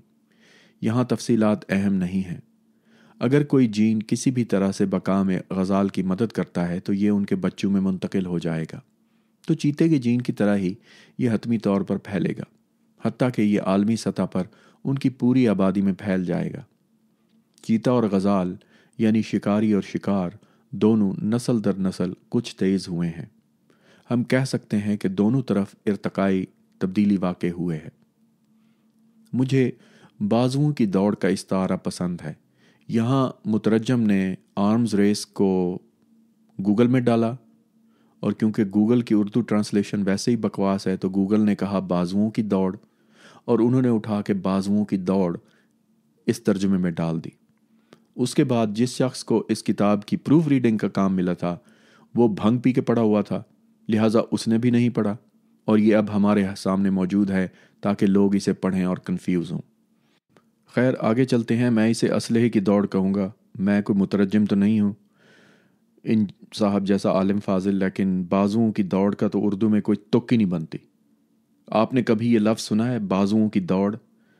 کتنی احمقانہ بات ہے، اور جس شخص نے یہ ترجمہ کیا ہے اس کو یہ سمجھ نہیں آئی کہ میں یہ بات جو لکھ رہا ہوں یہ ایک احمقانہ بات ہے، بازوؤں کی دوڑ۔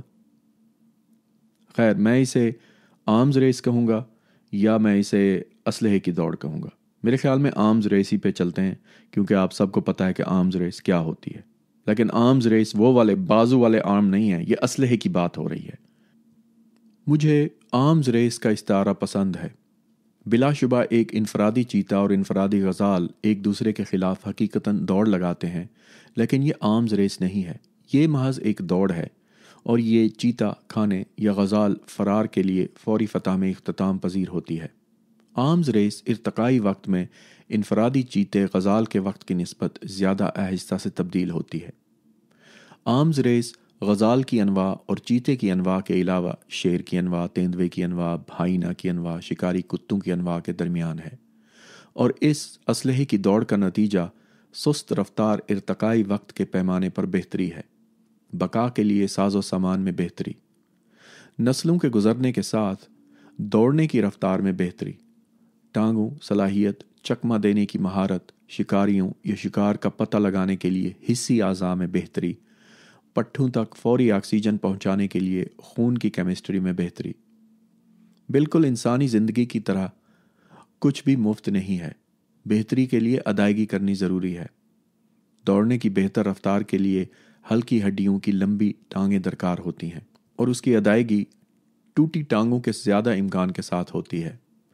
انسانی مصنوعی انتخاب نے ریس کے گھوڑوں کی نسل پروری کر کے قدرتی انتخاب سے زیادہ تیز بھاگنے والے گھوڑے بنائے ہیں، لیکن ریس کے گھوڑوں کی لمبی پتلی ٹانگوں کے ٹوٹنے کا زیادہ امکان ہوتا ہے۔ ذرا تصور کریں کہ اگر جنگلی گھوڑے نوکیلے دانتوں والے چیتوں کے ساتھ آرمز ریس میں شامل ہوتے کہ جدید دوڑ والے گھوڑوں کی طرح تیز بھاگ سکیں تو ان کا کیا ہوتا؟ ریس ہارس کا ترجمہ، ماڈرن ریس ہارس کا ترجمہ جدید دوڑ والے گھوڑے لکھا ہوا ہے۔ ممکن ہے کہ سب سے تیز رفتار نسل اپنی لمبی ٹانگوں اور ہلکی ہڈیوں کے ساتھ نوکیلے دانت والوں سے آگے نکل جاتی، لیکن ان میں ٹانگیں ٹوٹنے کا امکان زیادہ ہوتا، پھر وہ نوکیلے دانت والے جانوروں کے لیے آسان شکار ہوتے۔ لہٰذا عملی طور پر ہم توقع کر سکتے ہیں کہ اس اسلحے کی دوڑ کسی مفاہمت کا باعث بنے گی۔ جنگلی گھوڑے تیز دوڑیں گے، لیکن اتنا تیز نہیں جتنا انسان کا پالتو ریس ہارس، اور اصل میں یہی ہوا۔ یہ حیران کن بات نہیں، جدید ریس ہارسز کی بھی اکثر ٹانگیں ٹوٹ جاتی ہیں اور افسوسناک طور پر انہیں گولی مارنی پڑتی ہے۔ اور یہ صرف ٹوٹی ٹانگیں نہیں ہیں جو بازوؤں کی دوڑ کو محدود کرتی ہیں، معاشی حدود بھی اہم ہیں۔ تیز دوڑنے والے پٹھے بنانا بھی مہنگا ہے۔ پٹھا بنانے کے لیے آپ کو خوراک کی ضرورت ہے، وہ خوراک کسی اور چیز کے لیے استعمال کی جا سکتی تھی، مثلا بچوں کے دودھ بنانے کے لیے۔ انسانی اسلحے کی دوڑ، یہاں پر انہوں نے اسلحے کی دوڑ لکھا ہوا ہے، کسی نے آ کے ان کو چپیڑ ماری اور کہا کہ یار یہ کیا بکواس ہے، لیکن انہوں نے پچھلے جو غلطیاں کی تھی بازوؤں کی دوڑ والی وہ نہیں ختم کی اب، لیکن اس کو آرمز ریس ہی لکھا ہوا ہے۔ انسانی اسلحے کی دوڑ بھی معاشی طور پر مہنگی ہے۔ آپ بمباروں میں جتنا زیادہ پیسہ لگائیں گے، جنگجوؤں کے لیے اتنی ہی کم رقم فراہم ہوگی۔ اس میں ہسپتالوں اور اسکولوں کے لیے کم رقم کا ذکر نہیں ہے جو آپ کو قومی طور پر کم دستیاب ہوگی۔ اس معاشی حساب کے بارے میں سوچیں جو ایک پودا جیسے آلو کو کرنا پڑتا ہے۔ پودا ایک عمدہ مثال ہے، کیونکہ ہمیں غلط طور پر یہ خیال آ سکتا ہے کہ غزال یا چیتا یا گھوڑا اپنے سر میں حساب کتاب کرتے ہیں۔ کوئی بھی سنجیدگی سے یہ تصور نہیں کر سکتا کہ پودا حساب کتاب کرتا ہے، और शऊरी तौर पर हिसाब किताब करना वही है जिसके बारे में हम बात नहीं कर रहे हैं। हिसाब का मसावी नस्ल दर नस्ल कुदरती इंतखाब के ज़रिए किया जाता है। बाईं वजह आलू के पौधे की तरफ वापस चलते हैं। उसमें इस्तेमाल करने के लिए महदूद रकम मौजूद है। यहाँ पैसे का मतलब तवानाई के वसाइल हैं जो हतमी तौर पर सूरज से आते हैं और चीनी की करेंसी में बदलते हैं और अक्सर निशास्ते की सूरत में ज़ख़ीरा हो जाते हैं। मिसाल के तौर पर आलू यानी पोटैटो ट्यूबर में पौधे को कुछ रकम पत्तों पर खर्च करने की ज़रूरत होती है, यानी मज़ीद रकम बनाने के लिए उसे मज़ीद धूप को जज़्ब करना होगा। उसे कुछ रकम जड़ों पर खर्च करने की ज़रूरत होती है, पानी और मादनियात को जज़्ब करने के लिए।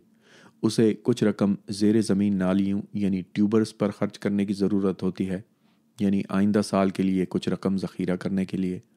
उसे फूलों पर भी कुछ पैसा खर्च करने की ज़रूरत होती है, आलू के दीगर पौधों को पॉलिनेट करने, कीड़ों को राग़िब करने और जीन्स को फैलाने के लिए, बशमूल उन जीन्स के जो खर्च करने के फ़ैसलों को दुरुस्त साबित करते हैं।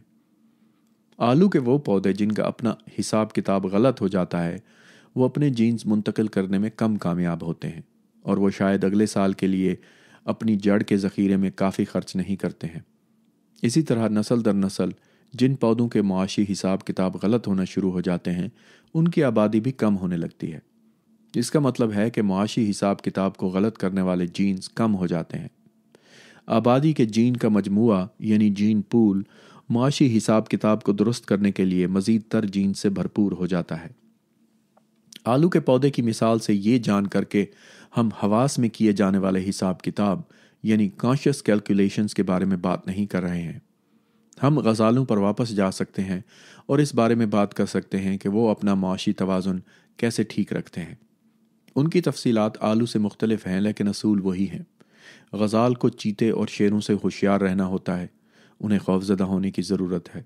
उन्हें अपनी चौकस आँख खुली रखनी होती है और एक चौकस नाक भी, क्योंकि उन्हें ख़तरे की शनाख्त करनी होती है। लेकिन सबसे अहम, उन्हें काफ़ी वक्त खाने में सर्फ करना पड़ता है। अगर बराबर वज़न में हों तो पौधों वाली खुराक गोश्त की निस्बत कम ग़िज़ाइयत की हामिल होती है और इस तरह सब्ज़ी खोर यानी ऐसा जानवर जो सिर्फ पौधे खाता है, उसको गज़ाल या गाय की तरह हर वक्त खाते रहने की ज़रूरत होती है। एक ऐसा गज़ाल जो बहुत खौफज़दा हो, वो ख़तरे की मामूली सी भिनक पड़ने पर भी भागता रहेगा और उसे खाना खाने का मुनासिब वक्त नहीं मिलेगा। अफ्रीकी मैदानी इलाकों में आप बाज़ औक़ात शेरों के सामने हिरनों और ज़ीबरों को चरते हुए देख सकते हैं और वो अच्छी तरह जानते हैं कि वहाँ शेर मौजूद हैं। अगर शेर शिकार शुरू करने के आसार ज़ाहिर करते हैं तो ऐसी सूरत में वो एक मोहतात आँख रखते हैं, लेकिन वो चरते रहते हैं। नस्ल दर नस्ल कुदरती इंतखाब ने काफ़ी ज़्यादा खौफज़दा होने, इसलिए ज़्यादा खाना न खाने और ज़्यादा खौफज़दा न होने और इसलिए शिकार हो जाने के दरमियान एक मुनासिब तवाज़ुन यानी इक्विलिब्रियम हासिल कर लिया है। इर्तिका आबादी में जीन्स के तनासब में तब्दीलियों पर मुश्तमिल होता है। हमें जो बाहर से नज़र आता है वो अजसाम या रवैयों में नस्ल दर नस्ल होने वाली तब्दीलियाँ हैं, लेकिन असल में ये हो रहा है कि बाज़ जीन्स आबादी में बकसरत ज़्यादा और बाज़ बकसरत कम हो रहे हैं। जीन्स आबादी में अजसाम और रवैयों पर अपने बराह रास्त असरात के बायस या तो बच जाते हैं या फना हो जाते हैं और उनमें से हमें चंद ही नज़र आते हैं। ऐसा सिर्फ चीते, गज़ाल, ज़ीब्रे और शेर में नहीं है। ये गिरगिट और चारा मछली, कैंगरू और काकापुस, भैंसों और तितलियों, साहिली दरख्तों और जरासीम, हर एक जानवर और पौधे, हर मशरूम और हर जरसूमे में होता है। ये सब उन जीन्स पर मुश्तमिल हैं जिन्होंने बका और उन जीन्स को मुंतकिल करने के लिए अजदाद के अटूट सिलसिले में मदद की। आप, मैं और वज़ीर आज़म, इलावा ज़ीं आपकी बिल्ली, आपकी खिड़की के बाहर चहचहाते परिंदे, हम में से हर एक अपने अजदाद को देख सकते हैं और फ़ख्र से ये दावा कर सकते हैं कि मेरे अजदाद में से कोई भी जवानी में नहीं मरा। मुतअद्दिद अफराद जवानी में ही मर गए, लेकिन ये वो नहीं हैं जो अजदाद बने। आपके अजदाद में से कोई भी कम अज़ कम एक बच्चा पैदा करने से पहले किसी चोटी से नहीं गिरा या उसे किसी शेर ने नहीं खाया या कैंसर से नहीं मरा। बिलाशुबा जब हम इस बारे में सोचते हैं तो ये वाज़ेह है, लेकिन यह इंतहाई अहम है। इसका मतलब ये है कि हम में से हर कोई, हर जानवर, पौधा, फंगस और जरासीम, दुनिया भर के 7 अरब अफराद में से हर एक के पास जिंदा रहने और अजदाद बनने के अच्छे जीन्स मौजूद हैं। वो तफसीलात जो हमें बका में बेहतर बनाती हैं वो 9 दर 9 मुख्तलिफ होती हैं। چیتوں کے لیے یہ برق رفتاری ہے، بھیڑیوں کے لیے یہ طویل مسافت کی دوڑ ہے، گھاس کے لیے یہ سورج کی روشنی کو اچھی طرح جذب کرنا، اور گائے یا گھاس کھانے والوں کی جانب سے زیادہ کھائے جانا بھی معنی نہیں رکھتا، بلکہ گائے کے لیے یہ گھاس کو اچھی طرح ہضم کرنا ہے، عقاب کے لیے یہ اڑنا اور شکار ڈھونڈنا ہے، چھچھوندر اور چیونٹی خور کے لیے یہ کھودنے میں اچھا ہونا ہے۔ تمام جاندار مخلوقات کے لیے اس کا مطلب معاشی توازن درست رکھنا ہے۔ یہ سینکڑوں ہزاروں چیزوں میں اچھا ہونا ہے جو لاکھوں کروڑوں خلیوں کے ذریعے ہر کونے اور جسم کے ہر حصے سے کام کر رہی ہیں۔ تفصیلات کافی زیادہ مختلف ہیں، لیکن ان سب میں ایک چیز مشترک ہے، وہ سب ایک جین سے مستقبل کے جینز میں منتقل ہونے کے طریقے ہیں۔ ایسے جینز کو منتقل کرنا جو انہیں بقا اور اسی جینز کو آگے منتقل کرنے میں اچھا بناتے ہیں۔ ایک ہی کام کرنے کے مختلف مفصل طریقے، بقا اور جینز منتقل کرنا ہے۔ ہم متفق ہیں کہ آنکھ یا کوئی پیچیدہ عضو ایسا ہے، جیسے پیلے کی گھڑی کی مثال، کہ اس کا یوں ہی بن جانا غیر متوقعات میں سے ہے، جیسے پیلی کا پتھر۔ ایک شاندار انسانی آنکھ جیسا دیکھنے والا آلہ محض یوں ہی وجود میں نہیں آ سکتا، یہ کافی غیر متوقع ہوگا، جیسے 100 سکے ہوا میں اچھالنا اور سبھی پر ہیڈز آنا۔ لیکن ایک شاندار آنکھ ایک بے ترتیب تبدیلی سے کچھ کم شاندار آنکھ سے پیدا ہو سکتی ہے، اور کچھ کم بہتر آنکھ اپنے سے کم تر آنکھ سے وجود میں آ سکتی ہے، اور اسی طرح انتہائی ناقص آنکھ، حتیٰ کہ ایک انتہائی کمزور آنکھ بالکل آنکھ نہ ہونے سے بہتر ہے۔ آپ رات اور دن کے درمیان فرق بتا سکتے ہیں، اور شاید کسی شکاری کے بڑھتے ہوئے سائے کو معلوم کر سکتے ہیں۔ اور یہی چیز نہ صرف آنکھوں بلکہ ٹانگوں، دل، زبان، پروں، خون، بالوں اور پتوں کے لیے بھی صحیح ہے۔ جاندار مخلوق کے بارے میں ہر چیز، خواہ کتنی ہی پیچیدہ ہو، خواہ کتنا ہی غیر متوقع ہو، جیسے پیلی کی گھڑی، اسے اب سمجھا جا سکتا ہے۔ آپ جس چیز کو بھی دیکھ رہے ہو، یہ محض اچانک وجود میں نہیں آئی، اس کی بجائے یہ کسی مختلف چیز سے وجود میں آئی ہے جو پہلے ہو چکا تھا۔ جب آپ اسے آہستہ آہستہ، خاموشی سے، مرحلہ وار، چھوٹے قدموں سے اس طرح کہ ہر قدم محض معمولی سی تبدیلی لاتا ہے، ہوتا ہوا دیکھتے ہیں، تو غیر متوقعات کا امکان ختم ہو جاتا ہے۔ یوں پہلے قدم نے بالکل بھی کوئی چیز اچھی نہیں بنائی ہوگی۔ غیر متوقع چیزیں دنیا میں اچانک سے معرض وجود میں نہیں آتی، جیسا کہ میں نے پہلے ہی کہا کہ غیر متوقع کا یہی مطلب ہے۔ پیلی گھڑی کے معاملے میں درست تھا، گھڑی اچانک سے معرض وجود میں نہیں آ سکتی، اس کے لیے گھڑی ساز کا ہونا ضروری ہے۔ گھڑی ساز بھی اچانک سے معرض وجود میں نہیں آ سکتے، وہ پیچیدہ بچوں کی حیثیت سے پیدا ہوتے ہیں، انسانی بچے جو انسانی بالغوں کے درمیان انسانی ہاتھوں اور دماغ اور گھڑی سازی جیسی مہارت سیکھنے کی صلاحیت کے ساتھ بڑے ہوتے ہیں۔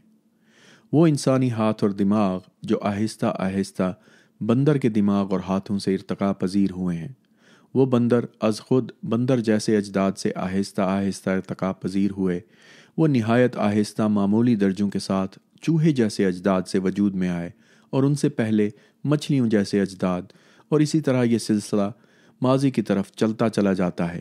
یہ سب نہایت آہستہ، مرحلہ وار، بالکل اچانک نہیں، اور گھڑی کی طرح کبھی غیر متوقع نہیں تھا جو یکدم ہی وجود میں آ گیا ہو۔ ڈیزائنرز کو وضاحت کی ضرورت ہوتی ہے، جیسے گھڑیوں کو ہوتی ہے۔ گھڑی ساز اپنی وضاحت رکھتے ہیں، یعنی عورت سے پیدا ہونا اور اس سے پہلے اجداد کے ایک بہت لمبے سلسلے کے ذریعے آہستہ آہستہ ارتقاء کے ذریعے، وہی وضاحت جس کا تمام جانداروں سے تعلق ہے۔ تو ایسی صورت میں خدا کہاں دکھائی دیتا ہے، جو ہر چیز کا مشتبہ ڈیزائنر ہے؟ اگر آپ اس کے بارے میں بہت سنجیدگی سے نہیں سوچتے تو خدا گرگٹ، چیتے اور گھڑی ساز جیسی چیزوں کے وجود کی ایک عمدہ وضاحت ہے۔ لیکن اگر ہم اس کے بارے میں زیادہ احتیاط سے سوچیں تو ہم دیکھ سکتے ہیں کہ خدا از خود ولیم پیلی کی گھڑی سے زیادہ غیر متوقع ہے۔ ہر ہوشیار یا نہایت پیچیدہ چیزوں کو ڈیزائن کرنے کے سبب وہ کائنات میں تاخیر سے رونما ہوتی ہیں۔ گھڑی ساز کی طرح کسی بھی پیچیدہ چیز کا ایک طویل، سست رفتار، سادگی کی اختتامی مصنوعہ ہونا چاہیے۔ پیلی نے سوچا کہ اس کی گھڑی ساز والی دلیل نے خدا کے وجود کو ثابت کر دیا ہے، لیکن جب اسے صحیح طریقے سے سمجھا جاتا ہے تو یہی دلیل بالکل مخالف سمت میں چلی جاتی ہے جو خدا کے وجود سے انکار کرتی ہے۔ پیلی کو یہ نہیں معلوم تھا کہ وہ از خود واضح طور پر اپنے ہی پیروں پر کلہاڑی چلا رہا تھا۔ باب نمبر 8 ختم ہوا۔